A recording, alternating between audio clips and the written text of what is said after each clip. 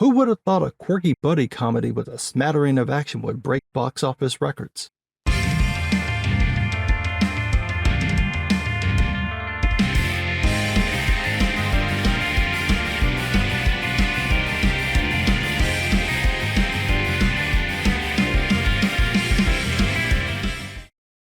The numbers are in, and Deadpool and Wolverine is a major hit, and it's broken a few records too. From The Hollywood Reporter, quote, "The Marvel Studios movie opened to an estimated $205 million, the eighth biggest debut of all time among any film, and by far the biggest launch for an R-rated film, not adjusted for inflation. It only got better from there. Traffic was bigger than expected, pushing the final opening number to $211 million, the sixth biggest launch of all time in North America. Right now, Deadpool and Wolverine has the largest domestic opening for an R-rated film, but it gets better for Mr. Wilson because Deadpool 1 and 2 also hold the next two spots. In fact, comic book movies hold 5 of the top 10 openings for R-rated films, adding in Joker and Logan. But Deadpool and Wolverine appears to be unique in that it's appealing to the broadest audience imaginable. Quote, "So far, 13.6 million people have bought tickets to see it, on par with last year's Barbie, which was rated PG-13, according to Steve Buck's leading research firm Intelligence. That's the most foot traffic ever for an R-rated movie. More telling, 11% of the audience was under 17. R-rated films typically only have 5% according to Buck's outfit.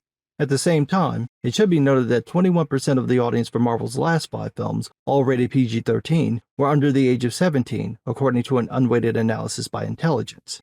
Deadpool and Wolverine shows strength across all age groups, and not just the 18 to 34 crowd, which can make up as much as 60 to 70% of a superhero film's opening weekend. According to Intelligence, those between ages 18 and 25 made up 21% of ticket buyers. 28% were between 26 and 35, 33% were between 36 and 45, 12% were between 44 and 60, and 5% were between 55 and older. PostTrack, another leading exit polling service, had slightly different percentage breakdowns, but not by much. Other stats, 81% of the audience was non-family, 13% were family groups, and 6% were teenagers. Basically, everyone liked this movie, which is something Ryan Reynolds expected to happen. He says in the article that when he watched R-rated films as a kid, it left an impression on him because it felt like the films weren't playing it safe. And I gotta agree. When I was a kid, I watched a lot of R-rated movies, and those were usually my favorite movies because of the tone and subject matter. I didn't like when movies talked down to the audience or danced around things. The kicker is that a lot of the films that get rated PG-13 or R get that rating for a couple of minutes of a scene. When I was in college, some of my teachers worked in the film industry, so I got to hear these crazy stories about how the ratings board would nitpick films to the nth degree. When you think about how much the studio itself will tear apart a film, I can't imagine how frustrating it would be to have it put in front of another group just to watch them say the studio-approved edit doesn't make the cut. Since Disney bought Fox, the fate of Deadpool has been a concern because the first 2 movies aren't exactly tame. Ryan Reynolds likes to go places I'm sure Disney doesn't want to go. I haven't seen the film yet, but I did watch the trailer and a few interviews, so I know Disney was precious about certain jokes.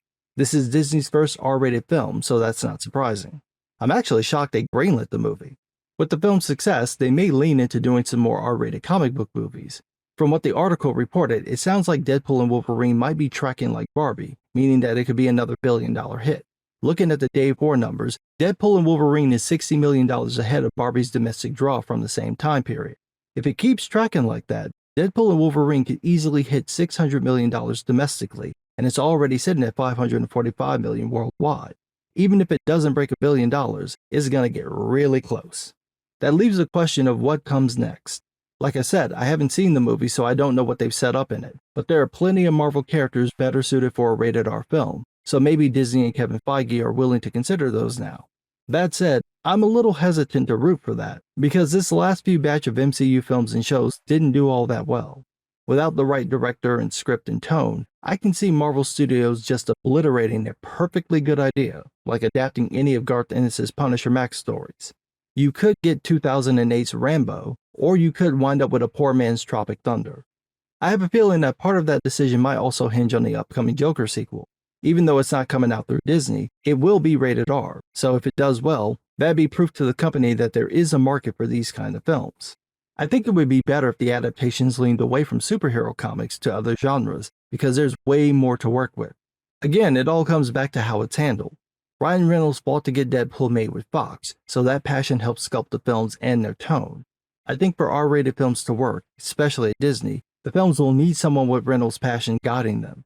It can't just be a cash grab or reduced to another formula. The MCU is barely holding on.